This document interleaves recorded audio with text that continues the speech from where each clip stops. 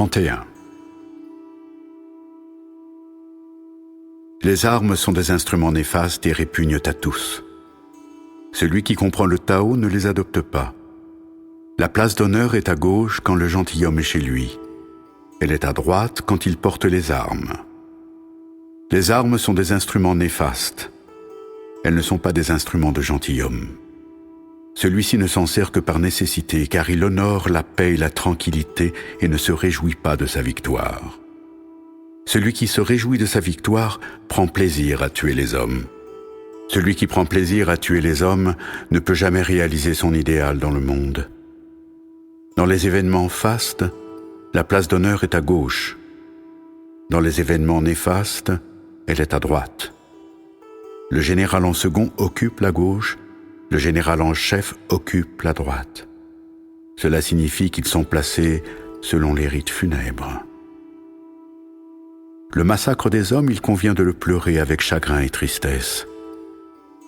La victoire dans une bataille, il convient de la traiter selon les rites funèbres. 32. Le Tao n'a pas de nom. Bien que son fond soit minuscule, le monde entier n'ose pas l'assujettir. Si les princes ou les seigneurs pouvaient adhérer au Tao, tous les êtres du monde se soumettraient à eux. Le ciel et la terre s'uniraient pour faire descendre une douce rosée. Les peuples sans contrainte aucune se pacifieraient d'eux-mêmes. Qui inaugure une institution en établit les diverses fonctions. Les fonctions, une fois établies, il faut arrêter leur multiplication. Qui sait arrêter à temps cette multiplication peut conjurer toute catastrophe. Le Tao est à l'univers ce que les ruisseaux et les vallées sont au fleuve et à la mer.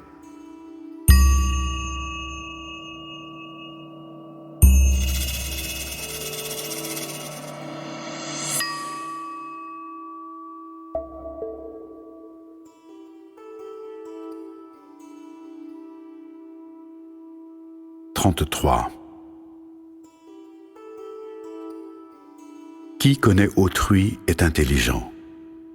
Qui se connaît est éclairé. Qui vainc autrui est fort. Qui se vainc soi-même a la force de l'âme. Qui se contente est riche. Qui s'efforce d'agir a de la volonté. Qui reste à sa place vit longtemps. Qui est mort sans être disparu, atteint l'immortalité.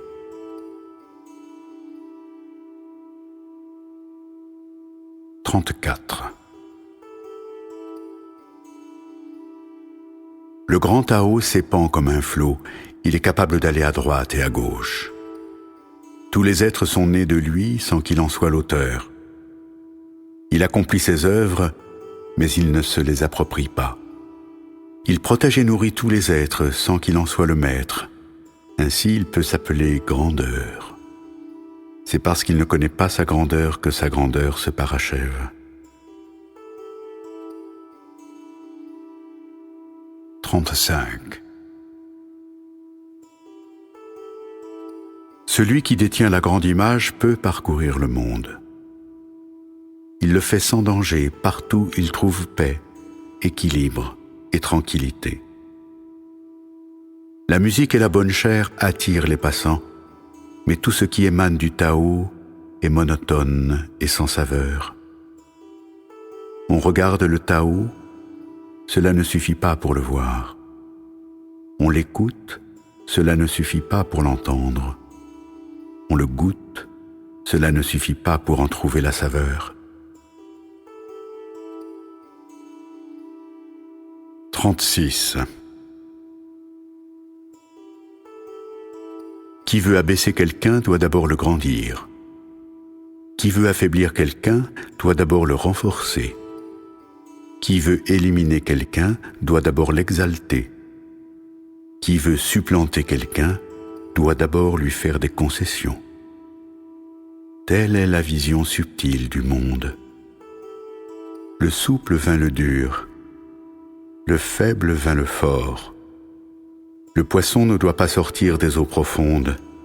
Les armes les plus efficaces de l'État ne doivent pas être montrés aux hommes. 37. Le Tao lui-même n'agit pas, et pourtant tout se fait par lui. Si princes et seigneurs pouvaient y adhérer, tous les êtres du monde se transformeraient d'eux-mêmes. Si quelque désir surgissait parmi les êtres au cours de la transformation du monde, je les maintiendrais dans la limite du fond sans nom. Le fond sans nom est ce qui n'a pas de désir.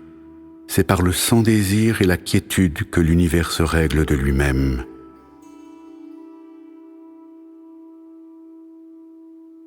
38. La vertu suprême est sans vertu. C'est pourquoi elle est la vertu. La vertu inférieure ne s'écarte pas des vertus. C'est pourquoi elle n'est pas la vertu. Qui possède la vertu supérieure n'agit pas et n'a pas de but.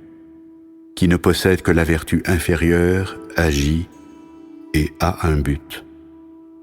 Qui se conforme à la bonté supérieure agit, mais n'a pas de but. Qui se conforme à la justice supérieure agit et a un but. Qui se conforme au rite supérieur agit et exige qu'on y réponde, sinon il retrousse ses manches et insiste. Ainsi il est dit, après la perte du Tao vient la vertu. Après la perte de la vertu vient la bonté. Après la perte de la bonté vient la justice. Après la perte de la justice vient le rite. Le rite est l'écorce de la fidélité et de la confiance, mais il est aussi la source du désordre. L'intelligence prévoyante est la fleur du Tao, mais aussi le commencement de la bêtise. Ainsi le grand homme s'en tient au fond et non à la surface. Il s'en tient au noyau et non à la fleur. Il rejette ceci et accepte cela. 39. Voici ce qui jadis parvint à l'unité. Le ciel parvint à l'unité et devint pur. La terre parvint à l'unité et devint tranquille. Les esprits parvinrent à l'unité et devinrent efficients. Les vallées parvinrent à l'unité et se remplirent. Les êtres parvinrent à l'unité et se reproduisirent. Les princes et seigneurs parvinrent à l'unité et devinrent l'exemple de l'univers. Si le ciel n'était pas pur, il se déchirerait. Si la terre n'était pas tranquille, elle se ruinerait. Si les esprits n'étaient pas efficients, ils s'anéantiraient. Si les vallées ne se remplissaient pas, elles se dessécheraient. Si les êtres ne se reproduisaient pas, ils disparaîtraient. Si les princes et seigneurs n'étaient pas exemplaires, ils seraient renversés. La noblesse a pour racine l'humilité. Le haut a pour fondement le bas. Aussi les princes et seigneurs se nomment-ils eux-mêmes orphelins, veufs, indignes de manger. N'est-ce pas parce qu'ils considèrent l'humilité comme racine? L'honneur suprême est sans honneur. Le saint ne veut pas être finement taillé comme le jade, mais il préfère être éparpillé comme des cailloux. 40. Le retour est le mouvement du Tao. C'est par la faiblesse qu'il se manifeste. Tous les êtres sont issus de l'être. L'être est issu du non-être.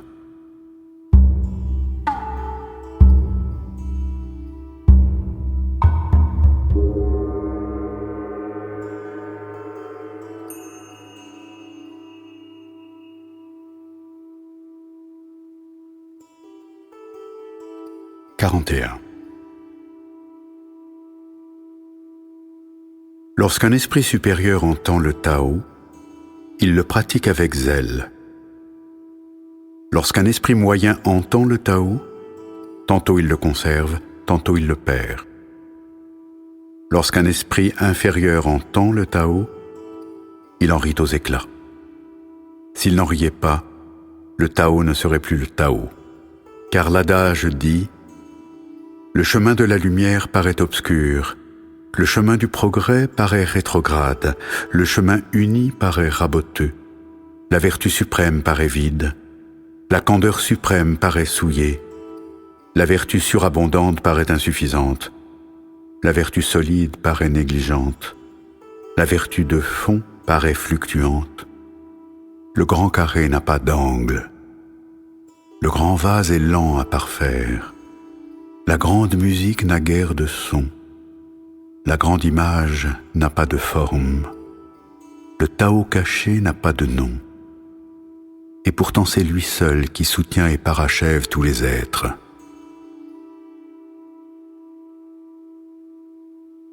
« 42.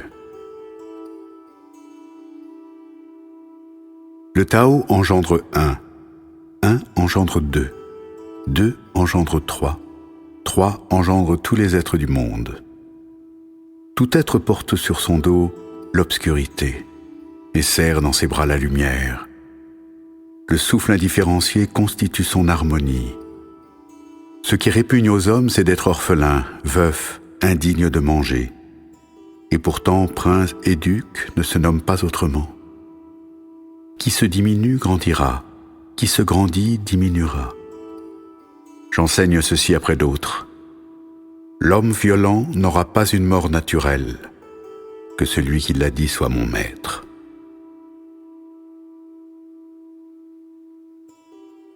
43. Le plus tendre en ce monde domine le plus dur. Seul le rien s'insère dans ce qui n'a pas de faille, à quoi je reconnais l'efficace du non-agir. L'enseignement sans parole, l'efficace du non-agir, rien ne saurait les égaler.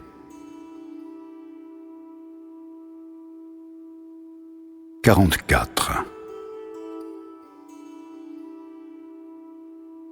Renom ou santé, quel est le plus précieux?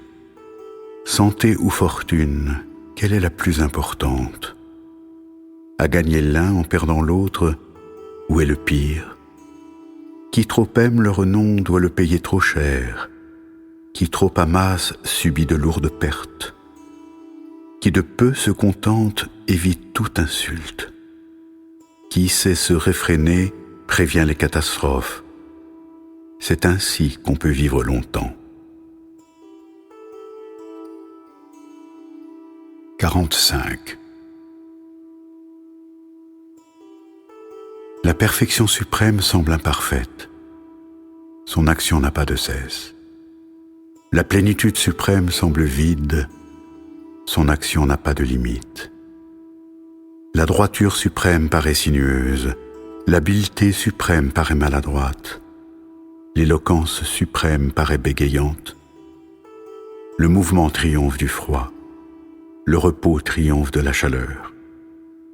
Pureté et quiétude sont normes du monde.